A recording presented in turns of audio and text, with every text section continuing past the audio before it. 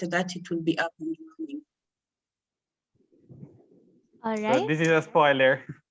Yes, that's a spoiler. So thank you very much, Damiano and Juliet, for sharing that very valuable information.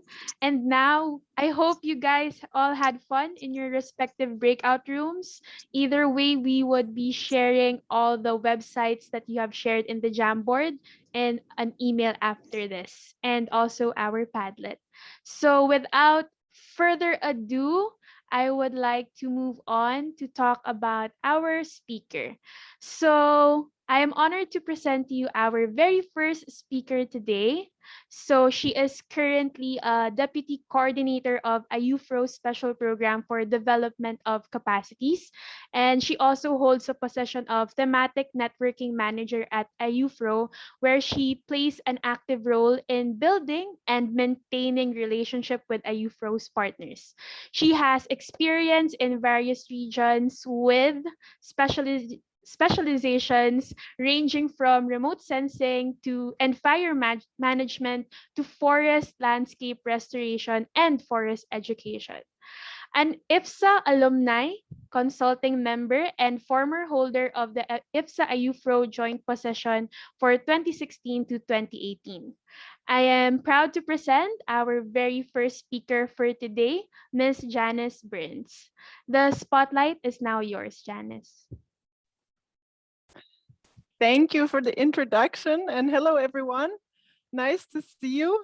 This is a really great start to the session in networking, because I think that's anyhow what IFSA is really all about, and one of the greatest opportunities for each of us to develop our personal and professional networks and skills.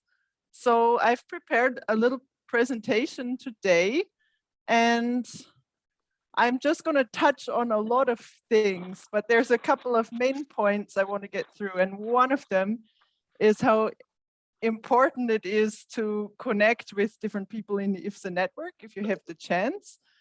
And then another is just to share a bit of an overview of really the diversity of opportunities that exist, so that you can know where to look further and who to ask for help or how to get the connections to end up where you want to be. So I'll just share my presentation, and I welcome anyone to put up their hand at any time to ask questions. You can also interrupt me if there's something that should be clarified, so we can keep it quite lively. And maybe help from Paula in case I'm just talking and ignoring the hands, then that would be great if you let me know. So without further ado, I hope you guys can see my slides. Do you see the full screen view and not a preview? Yes. Yes, we can see it. Great. Yeah, so thanks again, Paula, for the really nice introduction. I'm really happy to be here today. Also as a consulting member of IFSA, that's this group of people who formerly held positions in IFSA and have some relevant experiences that could actually help the current officials or people who are new to IFSA to get the most from the opportunities. So to speak about how to search for opportunities in IFSA, I think we'll take a little flashback into the past and just discuss a little bit what IFSA is really about and what it is and how it looks like, so that you can imagine where you might fit into this big network and puzzle, and also what kind of benefits that could offer you personally.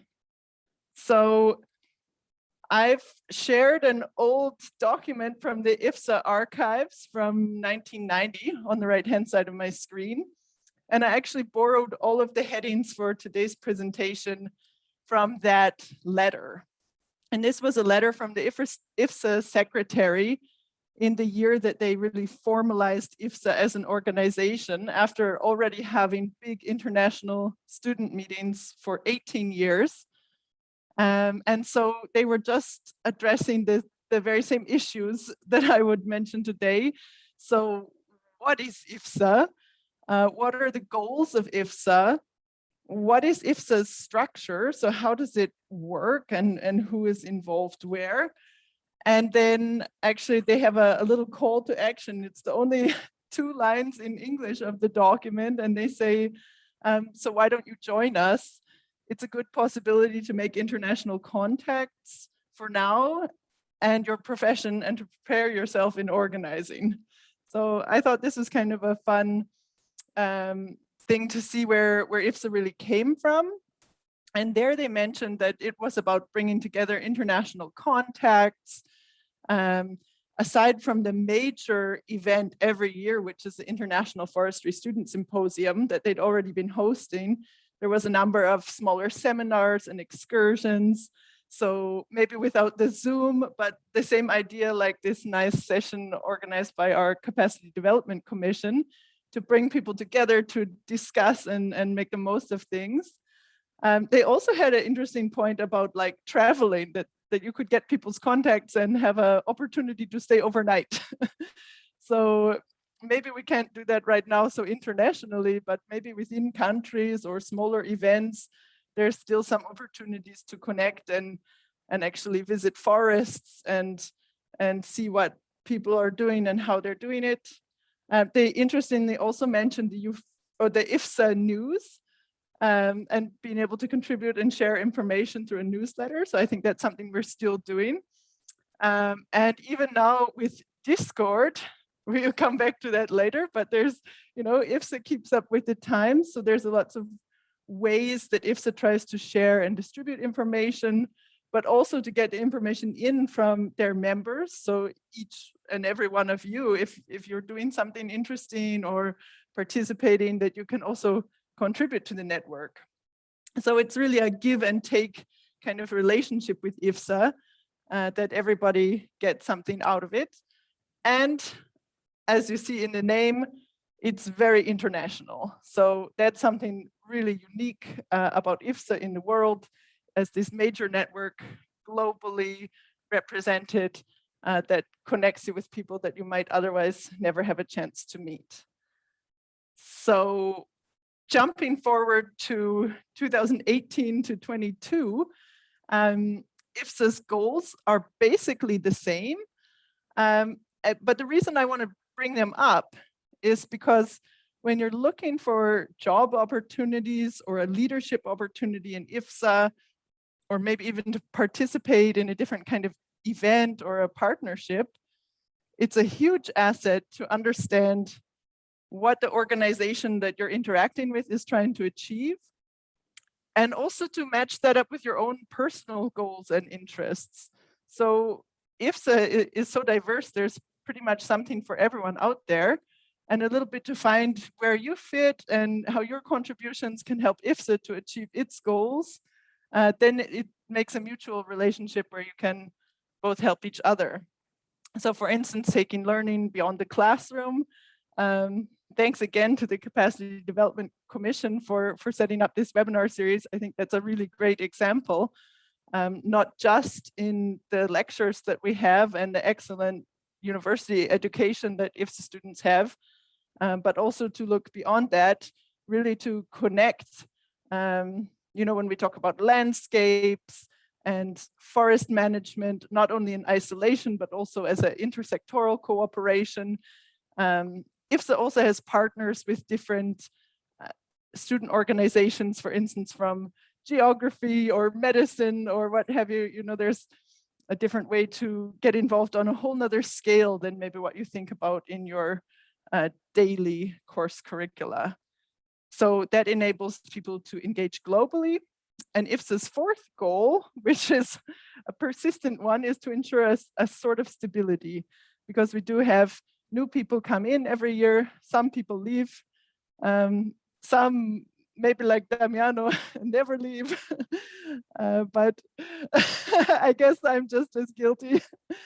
But it's important also to have this intergenerational knowledge sharing and to keep things moving forward, and also to learn from some of our past experience. So who here has seen the IFSA structure wheel on IFSA.net? You can raise your hand in the camera or with the function. Oh, lots and lots. I think this is a really nice tool that people can get somehow an overview of all of the pieces of IFSA. And maybe you can see where you belong. And if you don't belong to one of these places yet, I recommend later you'll have access to the slides, but of course, even better directly to the IFSA website. Then you can look at which kind of things are your interests. Do you want to get engaged with international policy, or maybe specifically with a major partner organization that's working in a certain area? Or are you more concentrated on communications or capacity development? Or are you really passionate about your region and where you're coming from, and you want to bring new members on board to participate in IFSA or to organize an event that just keeps alive the LCs, the local committees that are already engaged in your area? So I think that's a nice reference, because when you look towards the center, you can just follow up the chain of who you would need to contact or talk to get involved. And with IFSA's General Assembly coming up in July or August this year, that's the opportunity also for a lot of these positions that you can put your name in the hat or apply, and you have a chance to take that on then for a 1-year term, or some of them maybe for 2 years. So good to have a look. Now you're just in time. Now, what kind of opportunities? I put in this slide, it's a little bit to leave the picture open for you to think about what you could get out of networking in IFSA. Some things that have been really valuable to people are not necessarily just a forestry thing. I've met a lot of people that have developed their language skills. A lot of people find it important to be able to communicate clearly, maybe in their mother language or in English or another language that's commonly used in business. And that's a great chance to get to know people and to build your confidence. As we just had this networking session, you can get some ideas about which different universities even exist in the world, in case you wanted to do a study abroad program, maybe to learn what kind of programs are available and how to participate. You might have the chance one day again even to travel abroad somewhere and to look at the different forests and the type of management or companies that are acting there.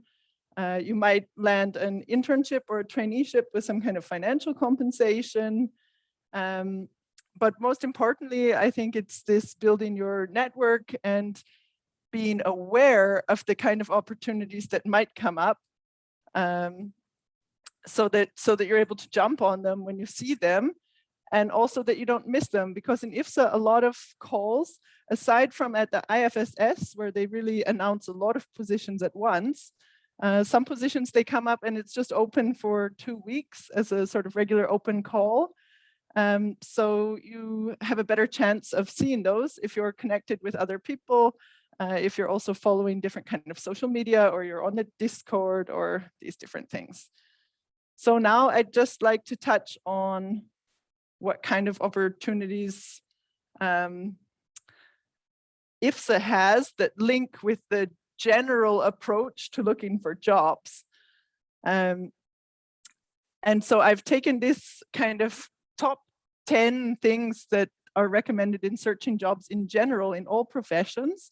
And I think that it's really relevant because IFSA applies to those in so many ways. So the first one, to be selective with your search. That's to really not just generally apply for everything. I guess that Lisa might have mentioned this, but to know what you're looking for, to align your goals with the organization's goals, that you're really happy and engaged wherever you end up. Also to maintain a strong digital presence. This one has been evolving more and more over the years with platforms like LinkedIn and online postings of these internship calls, for instance, that you're aware of the opportunities and you can apply for them when they're open. Also an ability to customize your application.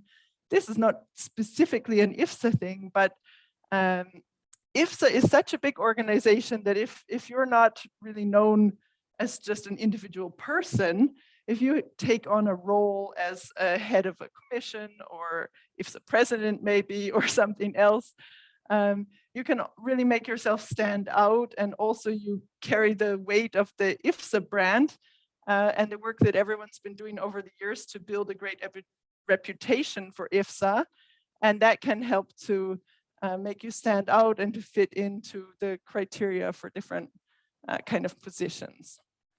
IFSA is a great place to learn new skills. We'll leave that for another day. For networking, there's lots of chances at your universities or through IFSA to figure out about different companies, especially if you're an event organizer. I've seen so many people that through IFSA, they've decided to anything from organizing a 2-hour event in the evening at the university to a 2 weeks event, or the IFSS. You're getting in touch with sponsors. So you're seeing what kind of companies are operating in the area. You're meeting the professors from different kinds of courses, and you're really building your connections to actually see where you might be able to find employment in the future. So then you have relationships, you've got the background of the reputation, and you have friends who might also know what's not posted online. The forestry sector, although we have a lot of digitization and automation in the wood processing and supply kind of chains, a lot of the human resources of different companies, they're not so engaged, especially in smaller ones and maybe local opportunities.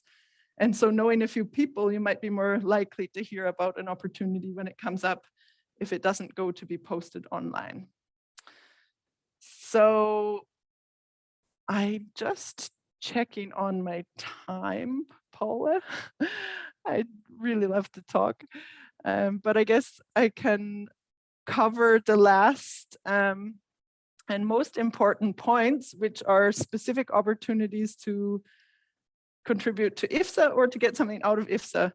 So if you're really ambitious and you have a lot of time, you can go for being the IFSA president, but usually you can start out with a position just to get the feel for things, which doesn't take quite as much time commitment or experience. And there's everything in between. You can also start by just attending an event or participating in a session like today. So these are all really great and available for however much time you have. You can donate a picture. I haven't done so yet, but I think that'll be the first thing I'm going to do after the session. And I would challenge everybody, if they have a new picture, maybe to add that on the IFSA website. I don't know who's doing a write-up on this session for the IFSA news, but that could be something that participants might volunteer for if it's not already assigned. You can also organize or join an event or seminar. I heard some talk about the upcoming International Conference on Forest Education that's taking place next week from the 22nd until 24th of June. And there's a lot of IFSA engagement there, given the focus on forest education. And the last I heard, they were also still looking for a couple of facilitators or rapporteurs, even for the delegation, to help take notes and to really be engaged. So that might be nice because it's quite an exciting opportunity, but it's also not like a year-long commitment. So you could just give it a try. And yeah, applying for internships. I'll add another link in the chat. We currently have an internship call open to support the IFSA tree learning platform. And that fits under a collaboration of the EFI, IFSA, and IUFRO. There's been a recent internship call. And in the JAM board, I mentioned this Young Professionals in Forestry Facebook group. There's a lot of opportunities posted there throughout the year, and also from IFSA's different partners. So if you look at the structural wheel, we have internships with IUFRO, and there's often been with FAO or other partners of IFSA that especially only if you're an IFSA member, you have a chance to apply. The mention about Forestra and the GFIS education platform, those I always like to mention when people talk about studying abroad. because aside from the current friendships that you have and the programs that you're aware of, you can see basically we've assembled a list of over 1,200 forestry programs around the world. They're categorized into different levels, so like bachelor, PhD, master, and you can filter them by country, level, and so on. And when you visit that university's website, then you can really see which courses they're offering and who are their donors or sponsors. And you see a lot of contexts that you could maybe use for an internship abroad or to study abroad for a full term or longer. And lastly, the IFSA SAN, the Supporter and Alumni Network, it was established a few years ago to support IFSA as an organization. So we do some fundraising. And we also recently had 3 kind of pub quiz events and participated in an alumni career evening with some students meeting together with past officials to talk about how their careers had developed and could connect and build relationships. So I come back to the original page, which was, why don't you join us? It's a good possibility to make international contacts for now and your profession, and to prepare yourself in organizing. So thanks everyone so much for the invitation, and I look forward to the questions later on. All right, thank you very much, Janice. So if I could also share my screen back. All right, so thank you once again, Janice, for that very nice talk on the importance of IFSA in taking the first step towards the different opportunities we have. So please save. I know you all have questions. Save it for later. We will now continue on with our other session. Let me share my screen. There you go. So I am honored to present our second speaker today. So our second speaker for today obtained his PhD from the University of Ibadan, Nigeria, and he is currently an associate professor at the University of Ilorin, Nigeria, with research focus on forest socioeconomics. He is a visiting lecturer as well to the University of Pretoria, South Africa, and consultant to FAO. He has mentored many students on securing various funding opportunities and facilitated capacity building programs for young foresters as well as those in related disciplines. With passion to apply his research and experience in solving environmental challenges, he started a non-governmental organization known as Save Sahara Network, with focus on saving of nature and empowering people at grassroots. So I am proud to present our second speaker for today, Dr. Folaranmi D. Babalola. This virtual spotlight is now yours, Professor. Wow. Hello. Hey, hello. Thank you very much for the nice introduction. So let me try and share my screen. Yeah, please, can you see my screen, please? Yes. Okay. But please present it in full screen. Okay.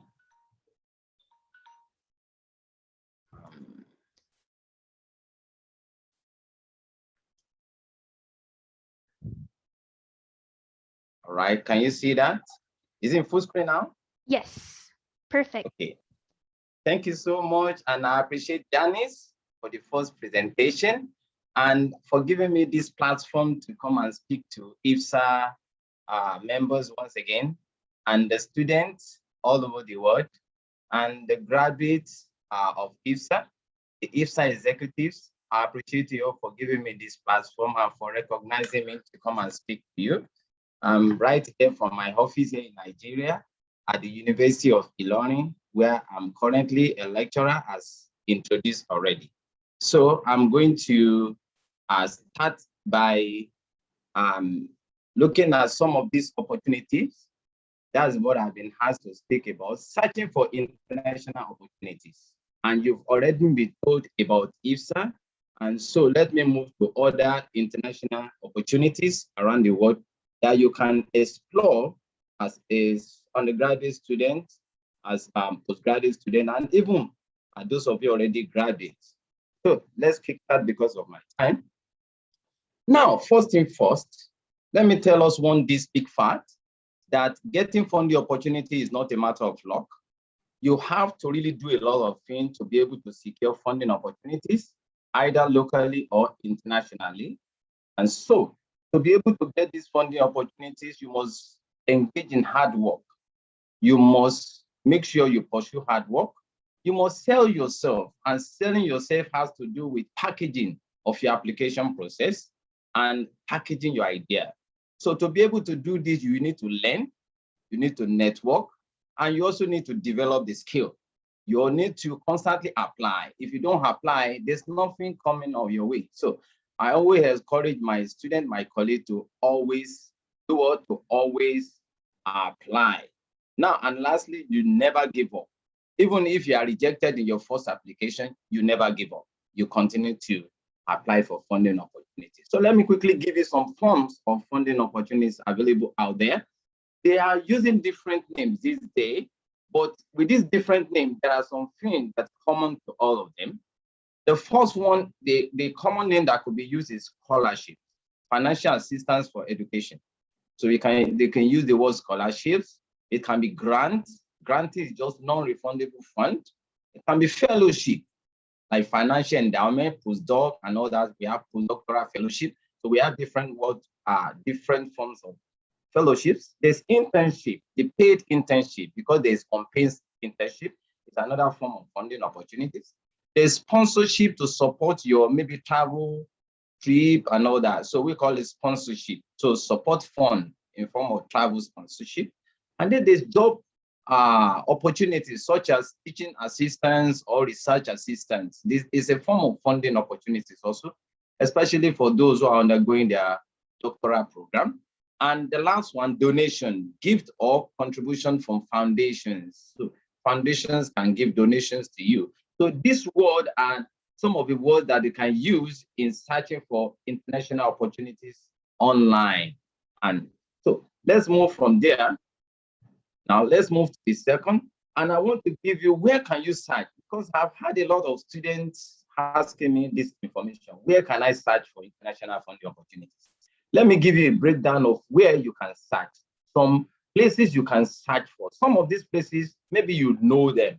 And there are some that maybe you have not been exploring. So let's quickly go. Use search engine for opportunities. Those keywords that I've already given you before, all these words that I've given you, scholarship, grant, fellowship, internship, sponsorship, jobs, and donation, you can attach them to your discipline and use them to search online. So you can use those keywords to search for opportunities online and explore them. The second one, you can respond to call and adverts online, on website, or mailing lists. So this opportunity will be sent to you or you come across them. So call and advertisement is another place you can see opportunities. Now, the third one is funding directories. Funding directory. In funding directory, there are that kind of database where you can explore different funding opportunities. So it's huge. We have different funding directories. Now, I'm going to give you an example of some of them as we proceed in this presentation. Now, website of universities. Go into the website of some universities. And when you get to the website of university, there are some dedicated sections of the website that you can always explore. Look for funding opportunities that have been uploaded or uploaded there. So search for this section of the universities of your interest. There may be some funding or opportunities there for you. Your lecturer's profile. A number of you don't always check your lecturer's profile. There are a number of your lecturer's CV online and the opportunities they have secured in the past online. So visit the profile of your lecturers, the academic staffs online. Look at the previous opportunity they've secured. It's just a short way of telling you that you can also apply for those opportunities. So those are another area that you can look for to get funding information on funding opportunities. Another one is your colleagues' achievement. Don't be jealous. when a colleague of yours secure opportunities, it's giving you a pointer that you too can apply for such opportunities. So please look for those opportunities for your maybe your colleagues, your friends, your classmates have secured in the past. Then you can also apply for them. The last one I want to tell you that a number of people may not always look for is acknowledgement sections of publications. Because when you secure funding, you must always acknowledge those who gave you money. So always look at acknowledgement sections of dissertation, thesis, published scientific papers. It can be in journals, it can be proceedings. And then you can always look for information of funding agencies that gave them the money to be able to get the funding used for that research. So please look for that section of the published publication. Now, this is some of the funding directory that I was telling you about. I can see some of you writing it on the Jamboard when we started this, when we did the practical section. So the IUFRO grant directory is very huge and it comes on every month. So those ones that are available per month have been uploaded there. You can visit Raviva as the website there. Then Fund for Africa is there. Scholars Hub Africa is there. Then we have Fund Service Net. So you can always explore some of these directly. This is a book that I want to cite online. It's a PDF. It contains so many informations about funding opportunities for Africa. And then you can always explore these opportunities and you can always apply for them. Now, let's move on. Understanding funding agencies. I've been told to speak about how can students understand funding agencies? Because a number of us, a number of students, a number of graduates, you don't spend time to understand the funding agencies before you submit your application. And if you don't understand them, that marks the beginning of the rejection. That marks the beginning of you losing that opportunity. So what are the vital information you need to know before sending that application? Let's kickstart. Number one, read about your potential funder. Before you send out any application to any funding agency, please try to identify that funding agency. Finding what are those things you need to do. You have to carry out some investigation.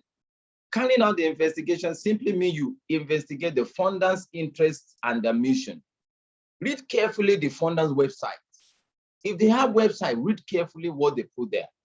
If they don't have website, try to send email to them or write to them. Seek for information. Then it is after you have enough information that you can submit application to such funding agency. Two, information to look for. What are those information? I just told you need to look for information. And what are those information you need to look for? One, mission. What is the mission of the organization? What is the mission of the funding agency? You have to understand their mission, their vision, in order to be able to key into it for your application. So you have to, even if it is an objective of your study or a section of your study that matches the vision or the mission, blow that up to be able to win the heart of the funding agency. Number two, subject interest. What is the subject of their interest? Are they on climate change? Are they on biodiversity? Are they on threatened species? You have to look at the subject of their interest. You have to know the geographical coverage. What is the coverage of this organization? Are they covering Africa? Are they covering Sub-Saharan Africa? Are they covering Asian? Are they covering America? You have to look at where they cover. If they only cover America, you from Africa cannot submit. It's just a waste of time. If they're covering only Africa, you from Asia or America cannot submit your application there. So please look at their geographical focus before you submit. Now, lastly, target audience or species. Are they targeting undergraduate or postgraduate? Are they targeting a particular species? I've seen organizations that are targeting only birds. Some are targeting only elephants. Some targeting only rhino. You have to look at what they target before you can submit your application. Now, what is the type of funder is this? Are they government? Are they multilateral development bank? Are they private foundation? Is it family foundation? Is it corporate sponsor? Are they individual organization? We need to understand because that will affect what you are going to submit as an application. So in many cases, type of the funder determines how you should approach that funder. If you don't understand them very well, you may not be able to approach them easily. So You need to know the proposal evaluation process. How are they accepting proposal? Your responsibility if you get awarded. What are those things that you'll be expected to do? So please try and understand all this before. It will guide you in submitting your application. Now, C is support given by funder. What are those supports that the funding agency you want to submit your application normally give? Is it program or project support? Do they give money for only projects? Is it general operating support they give? Is it travel or conference support they give? Is it challenge grant? Is it endowment? Is it in-kind support in terms of support for equipment or software? So you need to understand what kind of support they give. I've seen IDEA-wide, something like IDEA-wide only give equipment, something like Ruford gives money. So you need to know what they give before you submit application. National Geographic give money that has to do with documentary and all that. So you need to understand the kind of support they give before you submit application. Now, funding pattern. What is the pattern of the funding agency? Do they award annually? Do they give? What is the range of what they give? What is the amount that they give? You need to study this properly. You need to understand this properly. And then do they award at a single, or they apply, they give award multiple times per year? Or is it only once per year?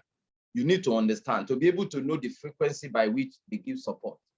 Now, do they give money for indirect costs or direct costs?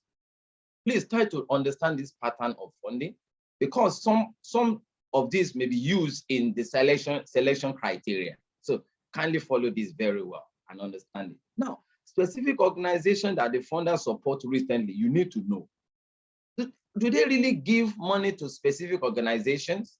Do they give it to only NGO? Do they give it to academic institutions? Do they give it to even organization, bilateral organizations and all that? Please, you have to study which organization that this funder gives money to before you submit, so that it will not be like a waste of time. So if you are from universities, learn if they give money to universities, or they give to grassroots organizations, or they give it to international organizations before you submit. So if your type of organization is not qualified, please don't submit, so that you will not waste your time. Now, special restrictions or requirements, you need to know if there are special restrictions by those funding agencies. So some may not accept unsolicited proposal. Maybe they only accept proposal when a call is sent out. You need to know. Now, do they submit first letter of inquiry? There are some organizations that will call for letter of inquiry, like a short abstract, before you submit a full proposal. So please make sure you understand this before you send it out. Now, specific proposal application process, two needed to be understood. Like, how do they get their application? Is it online submission, or you need to download a form, PDF or MS Word before you submit? Please always find out before you submit your application. Now, proposal deadline is very interesting, it's very vital, and it's very important. Please submit your application before the deadline. I will advise a day before the deadline. So if you can submit a day before the deadline, you are covered with time zone and all that. Now, let me quickly give an example of funding agency with stated set criteria of what I have given you before in this presentation. I'm using Ruford Small Grant. I've applied for Ruford. I've applied for 2 times, and I'm trying to apply for the 3rd grant. Now, Ruford gives money, provides startup funding for nature conservation projects in developing countries. Using the word developing countries means those people who are in developed country cannot apply. And they give money that has to do with nature conservation. So by looking at this, you need to understand that if your project is in developed country, you cannot apply. Now, they give money for 5 levels of support. So you have level 1, level 2, level 3, level 4, up to level 5. Then they give money now between 6,000 to 15,000 pounds. So if your money is below 6,000, you are covered. But for the first stage and second stage, it cannot be more than 6,000. So you need to understand this before you develop your budget. And then it cannot be above 15,000. So these are some of the criteria that I've given you before that you need to understand. Now, all applications are assessed by the funding in-house. So you have to know that all these funding agencies have to be, you need to always look at this funding agency. You need to look at what their criteria is in kind of review. Now, unsuccessful applicant can only reapply up to 12 months. You need to know this. So if you are unsuccessful and you reapply again less than 12 months, your application will be turned down. So this is an example of what I was telling you before to be able to understand the funding agency. Still, I'm on Ruford. Ruford, the eligibility criteria for Ruford stated that you have to have a grant that has to do with conservation of nature, I told you. Now, any species you are working with must be considered threatened. So if you are working on species, it must be a species that is threatened according to IUCN. So you have to justify that in your application. And again, your project must not be in a developed country. I've said that. And your project must not be in a restricted country. There are some countries considered restricted. The list already provided on their website. So if you are from that country, you cannot apply. Then you should be in the early stage of your conservation career. So somebody is a professor or advanced researchers cannot apply. So these are some of the things that you need to know. Then their main focus is supporting masters and PhD students. So if you're a master or PhD student, it's very good, and you have the opportunity to apply for reform. So you are covered. And lastly, they don't fund undergraduates. So if an undergraduate, unless you collaborate with somebody who's a senior colleague or your lecturer, that's when the funding can be yours. Now, funding opportunities, what are those things that can give you advantage over other colleagues that are applying? Because as you're applying, some other people are also applying. Then I want to give you tips of what some of those things you need to do, that all you can do to give you a edge above some other people, above other competitors, so other people that are applying for the same grant. Let's go. Number one, you have to, right now, recently, people don't just be considered being your academic excellence. If you have very good academic excellence, you still need to engage in some extracurricular activities that you engage in while you're in school. So you need to include all this in your CVs, especially those ones that are related to the application process you are currently applying for. So please always include extracurricular activities. Even when you are writing your motivation letter, include extracurricular activities that will really show that you have the tenacity to combine academic excellence with other activities that are progressive. So please understand that very well. Number two, you need to always partake in training, workshops, symposia, conferences. Please put this as evidences in your application or in your CV, that you are not a lone ranger, that you have been attending activities that have to do with scientific forum. So please attend this and then always put in your CV. It's to show that you are networking and you are exposed to scientific forum. Now, volunteering, please volunteer. Volunteer for organizations, volunteer online, volunteer physically.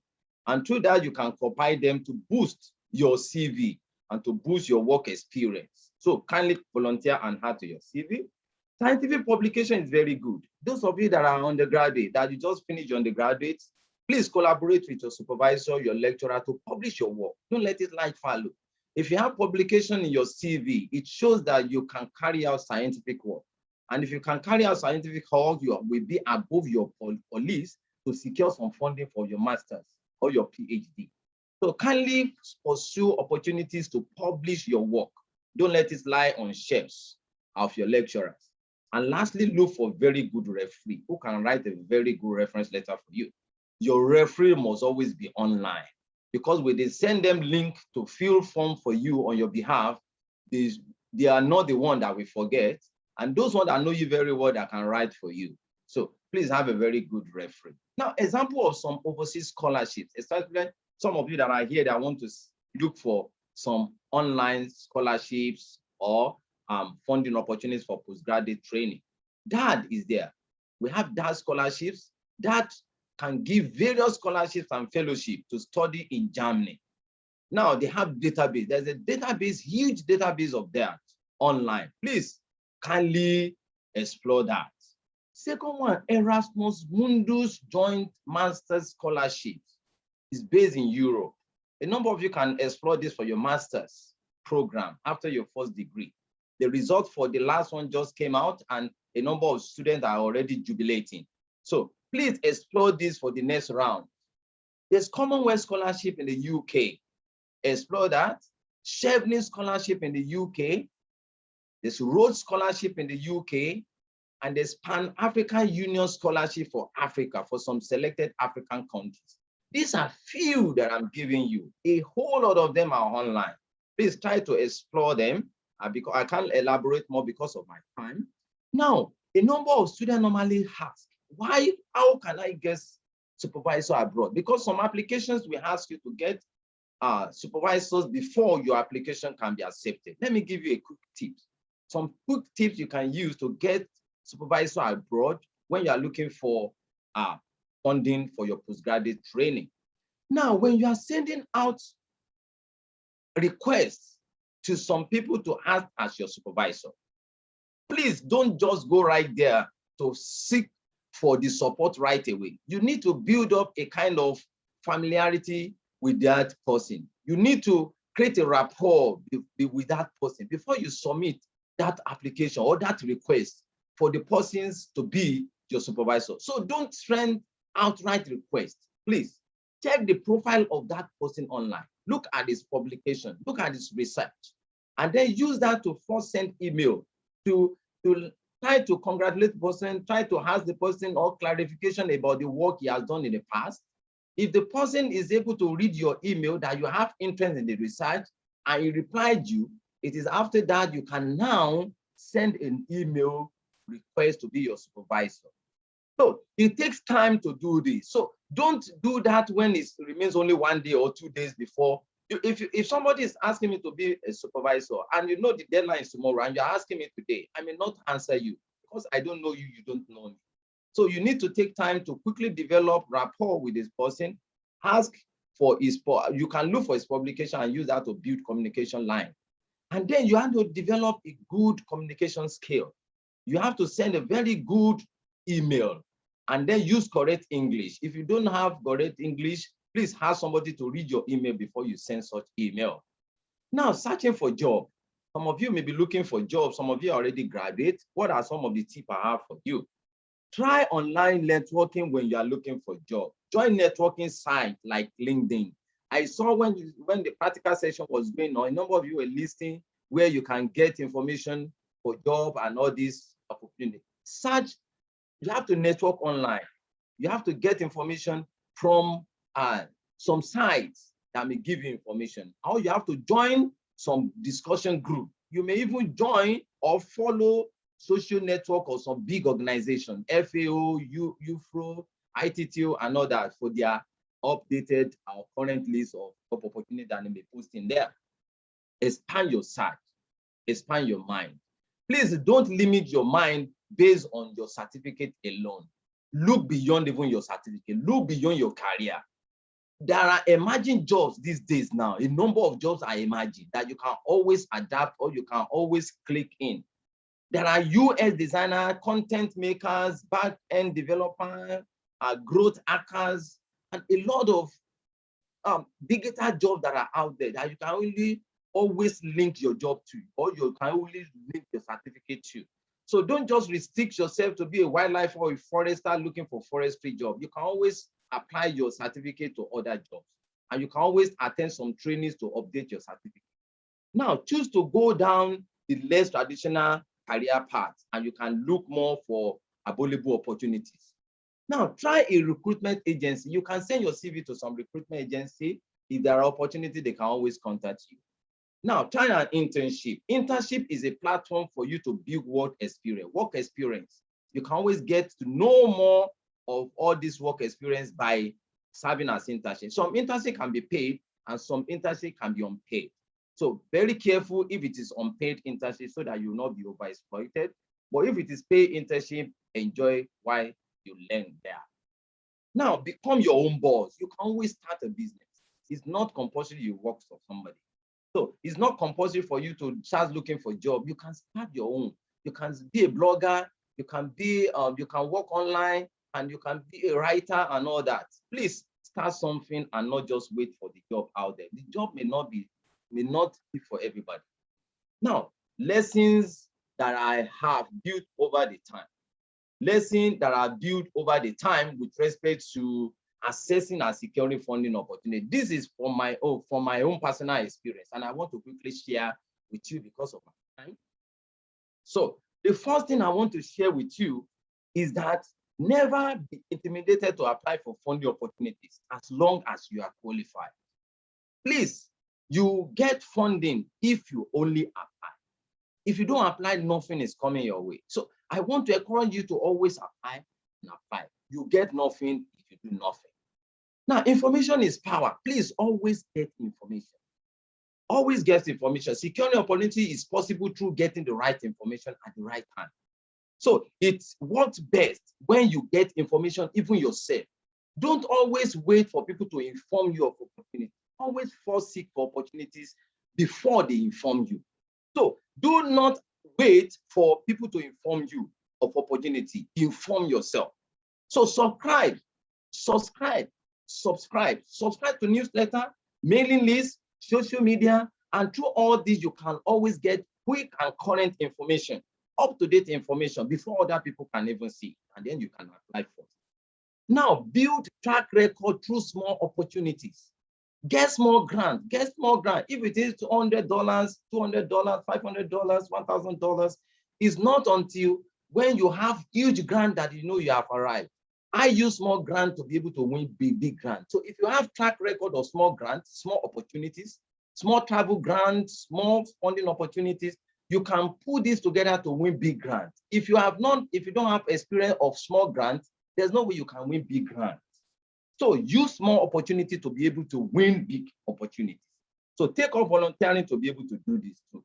Celebrate your winning colleagues and apply for same. If there's a colleague of yours that have already won opportunities, celebrate them and apply for the same. If your friend can win it, you too can also win it. So please surround yourself with people of success grants and stories. If you succeed, then you can always win what they have won. Have mentors, somebody who can mentor you. Mentors is not only senior colleagues. Mentor can only even be your junior colleagues. So please always have somebody who can always motivate you to apply for funding opportunities. So if you have friends, you have colleagues who you know that can always encourage you, can always motivate you, and those who have already won grant, they can be close or they can be far away. They can even be people you are following on social media that they don't even know you. They can always, their motivating story can always motivate you, and you can always apply for the same. Explore benefits of professional societies. Belong to societies. Belong to a professional society that are in your discipline, that are within your discipline. Then this society can always, you can always get opportunities from this society. They can always link you up. It's always good to network. Currently now we are in the age of networking. If people know you, you network with them, it can always fetch you benefits. So please join and network. Never let previous failure prevent you from future application. If you failed before, that is not the end of the world. Apply again. Be positive. Give excuse for the funder, not you. Just excuse for the funder. You can say maybe they don't have enough funding now, or they will give me next time. I always apply next time. There's always next time opportunity. You have to encourage yourself if you fail now.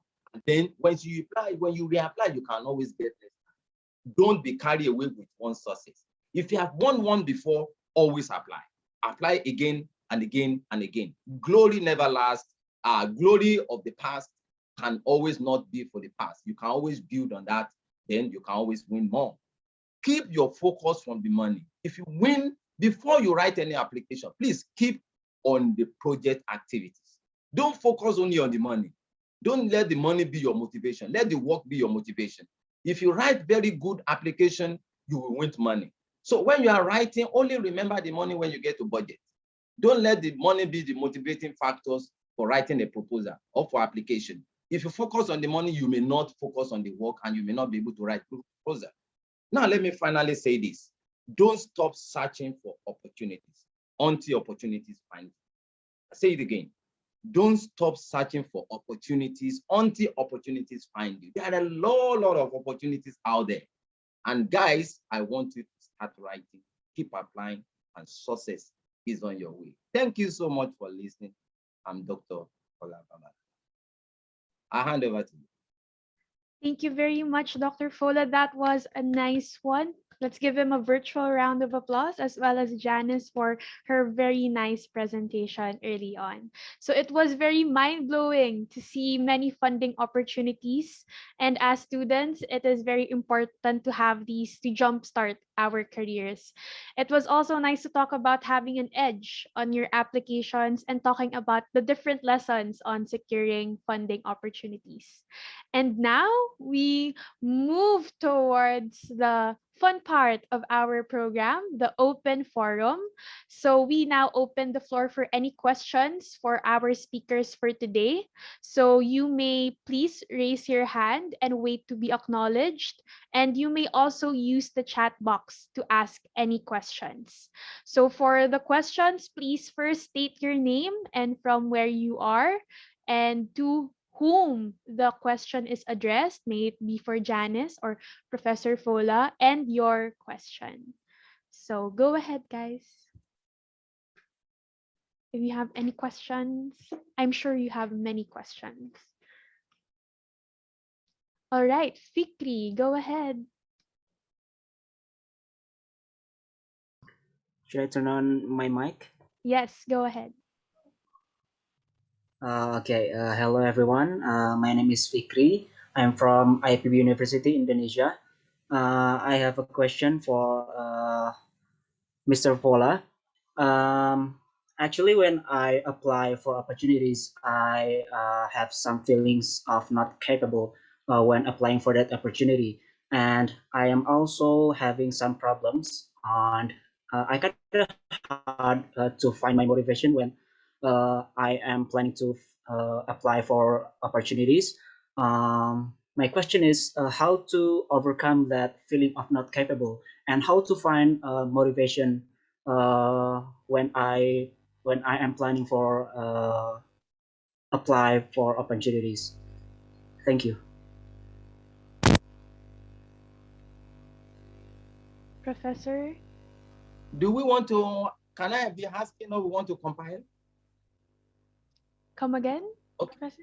Do you want me to respond immediately or we want to compile questions? Please respond as the questions are being asked. Thank you, Professor. Okay. Okay, so thank you for that question. I know a number of, I told you that you need to build that motivation within yourself, able to apply for opportunities. See, somebody like me, when I started applying for opportunities, I schooled in the village and I did not know about most of these opportunities until I started going online. And it was because of my background, because my parents were not that rich and there was no money to send me to school.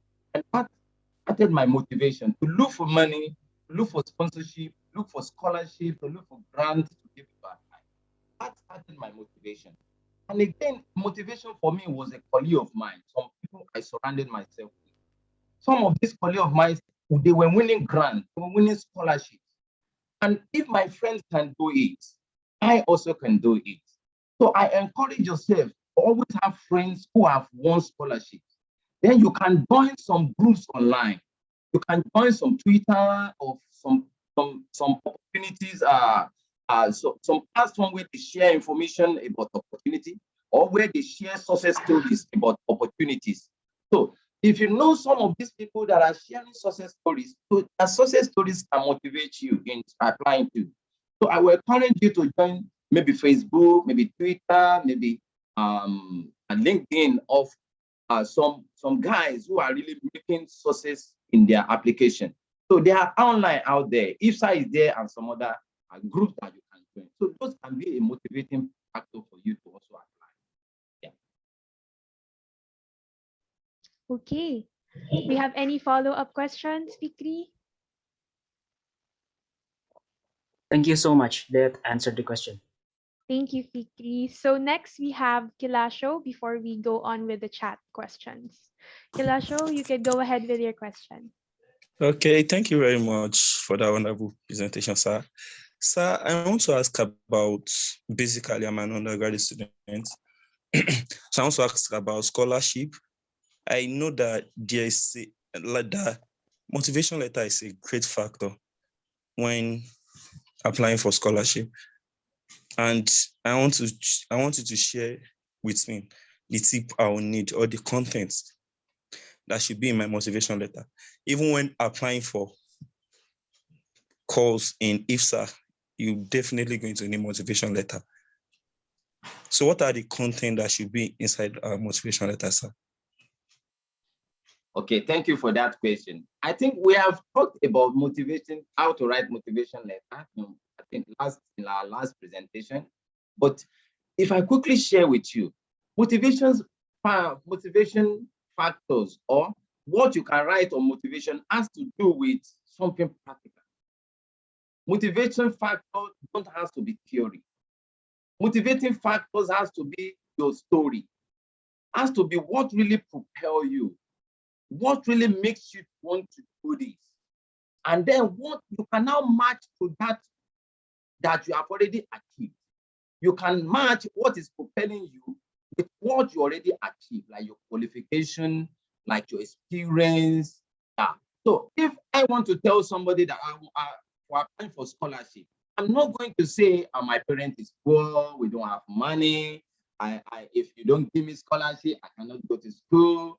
And so you must give me scholarship. No, you have to let me know what qualifications you have in school, your academic record. Then what are those activities that you engage in that makes you outstanding among your colleagues? What are the experience that you have that makes you to stand out among your colleagues?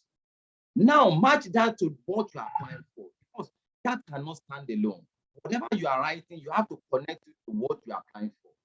Then give the benefit, what you have in you that can benefit where you want to go to.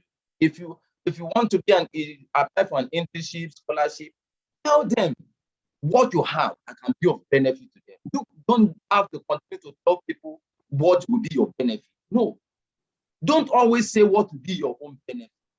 Always tell people what they can benefit from you. That if you employ me, if you give me internship, if you give me scholarship, I will do this. You will benefit this from me. This experience that I have will be a benefit to your research group. What I know will be a benefit to your institution. So sell yourself in your motivation letter. Don't be a beggar. So don't write a motivation letter like you are a beggar, like you are begging. Always write a motivation letter that you have values, that you have experience, that you have something in you that they can benefit from. And that is a motivation. Thanks. Thank you, sir. Yeah. So thank you, Kilasho. Maybe for those that didn't attend the very first session on curriculum vitae and motivation writing, we also posted it in the YouTube account of IFSA. So please check it out, and it is in further detail on how to create your motivation letter. So now we move on to the chat before we acknowledge Age Boyin. So we have a question for both the speakers from Dokurai Mohammed K from Sierra Leone. So the question is, with regards to selecting opportunities, what are the key factors to consider, and how can you attract opportunities for selected few? And we have another follow-up question. How can a person intend to use benefits from scholarship, and if possible, constraints if you are granted with it? So maybe we could start with Janice. Go ahead. Thanks very much for the questions. And also, I really enjoyed the presentation from Professor Fola. He really hit the nail on the head on a number of points.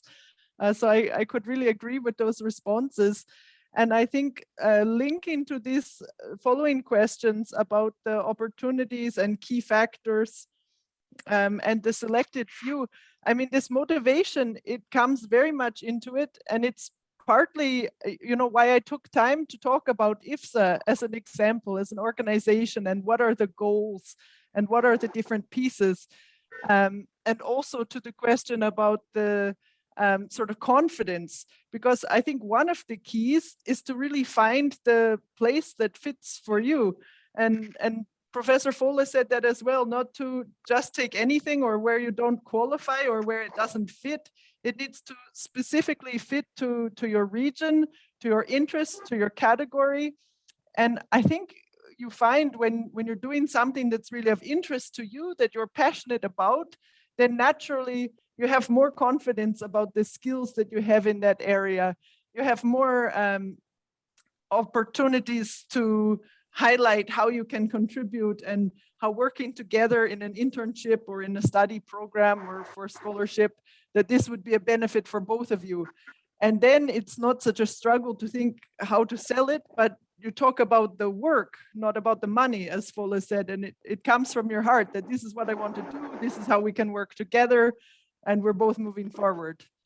So I hope that answers also this question from Mohammed. Thank you. Professor Fola, if- if you'd like to add. Okay. If I quickly look at the question from Mohammed, I'm trying to read and understand the question. He said, with regards to soliciting opportunities, what are the key factors to consider? I've told you this in the presentation. When the presentation recording is out, I want you to listen to it over and over. And then when the PowerPoint, we're going to release the PowerPoint, I'm going to release my PowerPoint, and then you can read it over and over again. I've highlighted all the points you need. And if you follow them very well, you're going to get some of these opportunities. If some of my students are already on this presentation, listen to me right now, I have a number of them, and I've told these tips. Please just go and listen to them all over again. How can you attract opportunities for the selected field? It's about selling yourself. It's about writing the right thing. It's about applying, following the necessary criteria. So a number of students apply for opportunities without studying the call. A number of students jump to submit application without understanding the call. Before you write your application, before you send out your application, I want you to study the call for days. If you're able to study the call very well, you will see the answer to the call in the call. You will get a number of valuable information that will guide you to send it out. So getting the application within the many, you know, the few among the many, means you packaging your application very well and submitting the necessary supporting documents. I've given a number of presentations with respect to applying for grants, applying for scholarships and all that. Right now, I'll be planning to upload some of my videos online. I'm telling you, you have to know the right documents, the supporting documents to attach. There are some students who sent out application without attaching the necessary supporting documents. And then getting the right reference letter. All these things, they are very valuable in sending out your application. And then writing a very good CV. Last week, the workshop was on writing CV. You need to write a very good CV. A number of you don't write a good CV. A number of you don't package your CV very well. You need, because CV will speak on your behalf if you are not there. So if you don't provide the necessary information, or some of you presented some information in a wrong way. So if you do all this very well and you're able to sell yourself, you get it among the many. So let me leave for another question. Thank you very much, Professor Fola. We will entertain another question from Aman Mahajan from India. Correct me if I'm wrong. He has a question for Janice. My university is not an IFSA local committee. How do we get registered? I'm happy to see this question, Aman. Thank you so much. The best hands you can be in are those from the regional representatives of IFSA. So if you look on the IFSA website, there's a section about membership, and there you can identify the representatives. Those are students, volunteers working in the IFSA network, and they can connect you with the details for the application to become an IFSA member and the forms and so on that are available. So if you have a local student association, you could start the process to register. Also, in case your university doesn't have any kind of student organization with statutes and organizational structure, there's also an opportunity to be an associate member of IFSA, so to join as an individual instead of an organization. But that would be really great. And I think there might be even some others on the call who had experience to start a local committee. So maybe if anyone has done that, you can also chip in the chat. Thanks. Okay. Thank you, Janice. Thank you so much. Okay. So Janice, or Juliet, I'm sorry. Please go ahead with your question. Okay, so thank you so much to our presenters. That was really interesting to listen to you. My question is to Janice. So Janice, does one need experience like in leadership or work experience to hold a position in IFSA? Thank you for the question. I think you do need different levels of experience for the different roles that you can play in IFSA.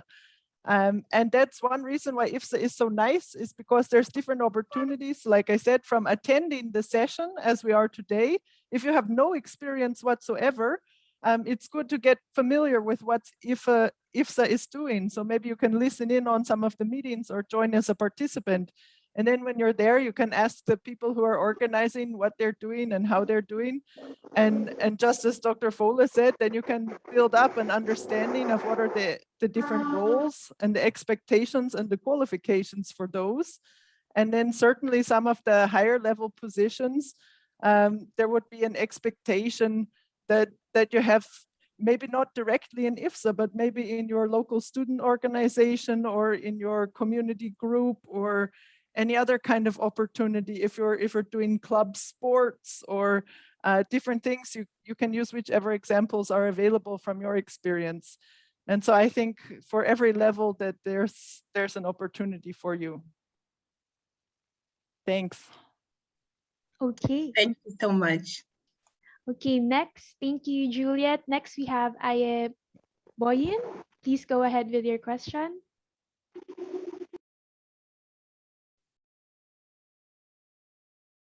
Aye Boyin, if I'm pronouncing your name correctly. Please go on with your question. Or maybe as we wait for him. Hello. Can you hear me? Yes, clearly now. Good evening, everyone. I have a question for Dr. Fola. Is there age limit to join IFSA? I'm not a I don't have a forestry background. I'm a postgraduate student in forestry in University of Ilorin currently. So I want him to shed more light on how to have a full membership in IFSA, please. Thank you. Okay, thank you very much. I think that question should have come for Janice, but I'm also, when I was an undergraduate, I initiated at least formation of IFSA local chapter at the University of Ilorin, where you are currently is. So, but you can be a member of IFSA through your local chapter. That means what we have at Ibadan is 3 clubs. So 3 clubs must be a member of IFSA. Once 3 club is a member of IFSA, as a student, a student at the department, and you belong to 3 clubs, you're automatically a member of IFSA. So what you need to know is just to find out if the current membership of IFSA by 3 club is up to date. So once it's up to date, they pay their annual due and they have updated their maybe the database and their information with IFSA, you are also a member of IFSA. But that is for undergraduates and some postgraduate students. So if you say a postgraduate student member of IFSA, you're automatically a member of 3 club, you're automatically a member of IFSA. Okay. Have I answered correctly, Janice? Okay. Hello, sir. Yes, ma'am. Yes, I got that. What about the age? You know, when you are writing all this funding, I think there is age limit for all this funding when you are writing your application. How can one get, yes, that's another thing I need. Okay, now let me quickly say something on that. With respect to apply for funding opportunity, there are some that will specifically mention that you must be maybe below 40. And there are some that may say you must be maybe below 30. Once you are above 40 or 30, for such specific funding opportunities, you may not qualify. And if you are above, if it is scholarships, fellowships, you are not qualified to apply. Sorry to say that. But if it is a funding organization, a funding agency, and you have to apply for money to carry out the research, you can collaborate with the colleagues who are junior colleagues to do the research. So if you collaborate, somebody junior to you can do the research and both of you can collaborate. The junior one can submit while the two of you do the research. And that is a way, you know, it is the junior one will own the research while you are collaborator. So when you are getting your published paper, you know how to arrange the authorship and all that. So, but it's not totally out for you not to do the research, but you can collaborate with maybe somebody who are of the right age for that kind of funding opportunity. I hope I've answered you. Okay, thank you very much, All right. Dr. Fola and Janice. Fatia, please go ahead with your question. Okay, can you guys hear me clearly? Yes, clearly. Yes, I want to ask Miss Janice. So Dr. Fola talked about a lot about funding, and I'm curious in what way does IFSA can help in funding students for international opportunities? Thank you. Thank you for the question, Fatia. I think there's a few different ways, and of course it depends from year to year in terms of funding. One long-standing opportunity is the IFSA Development Fund, but this has also a limitation to those local committees and students from developing countries, but that offers a travel assistance to participate in IFSA events. They also recently accessed some other sources of funding for travel and so on, but I think that this has been limited due to the current pandemic situation. In addition, there's these different kind of traineeship or internship opportunities, and many of those have either a stipend or a sponsorship or a payment opportunity, depending on with which organization it's in collaboration. So some of those are actually paid opportunities. And yeah, I would also welcome our most current IFSA members here and the moderator. If there's additional and new things coming in, please to highlight or complement what I've said. Yes, for right now, currently IFSA has Barbara is here. Maybe you could add some. But in my past experience, what IFSA did to help me for my delegation in South Korea is they returned like half of my money, my travel expenses. So it's a great help during that time, especially as students, we don't have an unlimited amount of funding. So IFSA helps in those little ways, besides the community that you have during delegations. So I hope I added some things to Janice's question. So due to the interest of time, we would be entertaining one last. So from Mohammed, what for both of the speakers, what is the greatest strength and weakness in scholarship or maybe IFSA application? Go ahead, speakers. Okay, let me quickly pick up that. The greatest strength in sending out your application is for you to get the right application package. And the weakest is getting the wrong application package. I will not single out one thing for the greatest strength. All your entire package, the entire document, from beginning to the end, must be well packaged. You must have good motivation letter, must have good CV, you must have the right qualification, you must have the right documents to support, you must complete the right application form, provide all the necessary information in the application form. If you don't do all this, somebody out there has done the right thing. That person will win it, and you will not win it. So I will be very blunt and right with you and say that you must get everything right. Because if there's only 2 opportunities, we have only 2 opportunities, you have about 200 people applying for it. So if 198 have to be thrown away, you must always do the right thing, right application process for you to be among those 200. So I would say that you should always have the right package when you are applying for this opportunity. So do the right thing, get the right package, and always seek for assistance, because students, there are a number of people who just package applications and submit without asking people for assistance or for help, to help them proofread, to help them look at the package. If you just package it yourself, give it for somebody to help you look at. They may identify one fault, one error or something, even grammatical errors. If they can help you to correct all that in your letter, in your motivation letter, in your CV and all that, it is a lot for you to be able to win those opportunities. So please get everything right. That is the greatest strength I will show you. Yeah. Thank you, Dr. Fola. Janice? Yeah, it goes somehow in the same direction. I would have said, I mean, what I really hope that people do, and I think it greatly increases their chance of success, is to read the instructions. I wish I had something more enlightening to say, but nothing is more heartbreaking than going through an application and you can see the motivation or the passion, but something is completely missing, or as Dr. Fola pointed out, that maybe they were not qualified, and you can see that it was a waste of their time and a waste of the reviewer's time.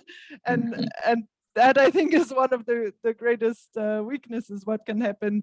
And this exactly can be prevented by following all of those steps that Dr. Fola mentioned. And coming to the weakness, this submitting on the last night of the deadline without having slept on it once at least to look through and or to have a friend look. So thanks a lot. Yeah.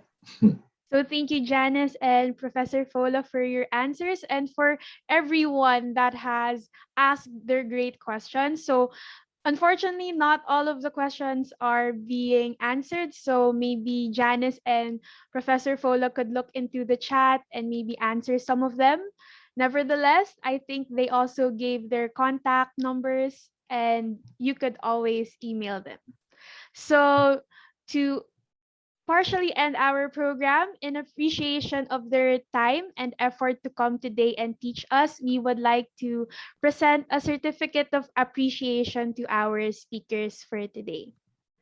So for the very first, we present the certificate appreciation is hereby awarded to Ms. Janice Burns for being a speaker during the second session of the Capacity Building Workshop on Applying for Opportunities held on June 19, 2021. So let's give Ms. Janice a virtual round of applause.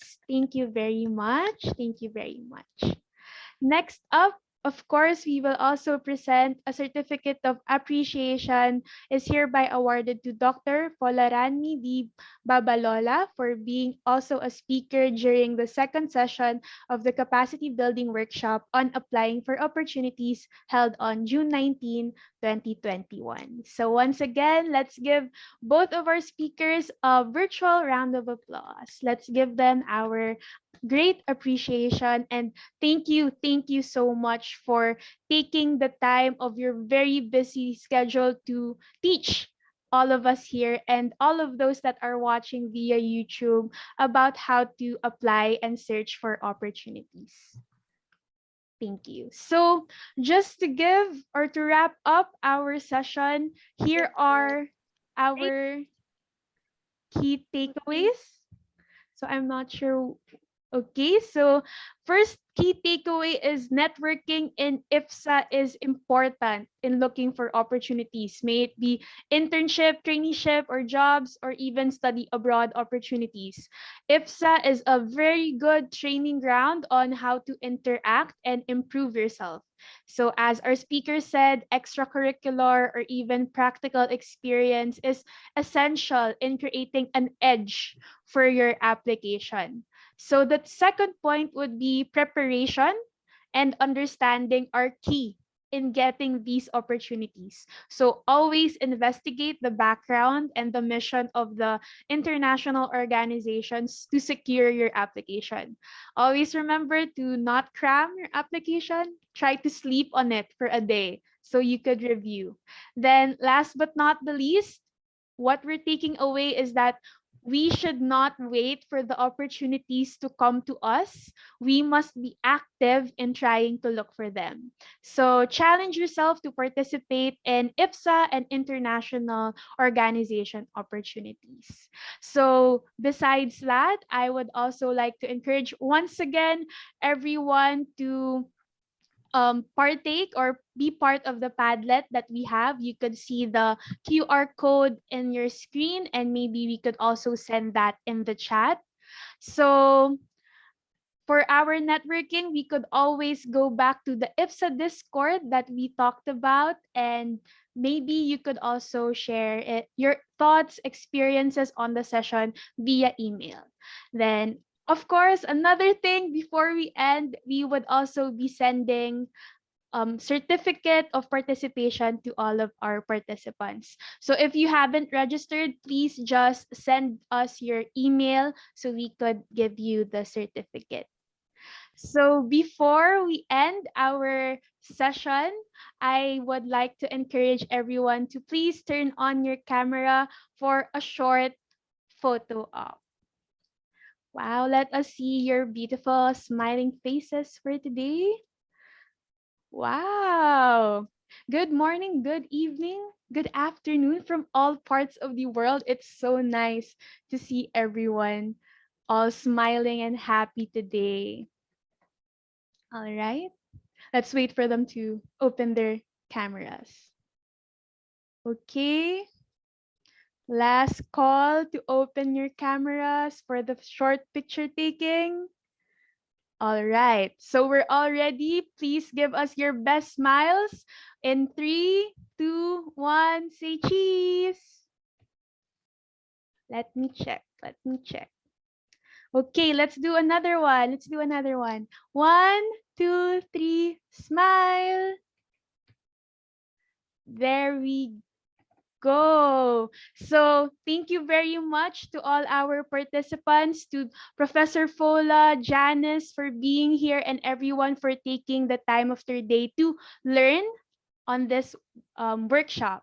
So we would like to invite everyone to watch out for the next capacity building workshop on leadership and team development. Most probably it would be on July.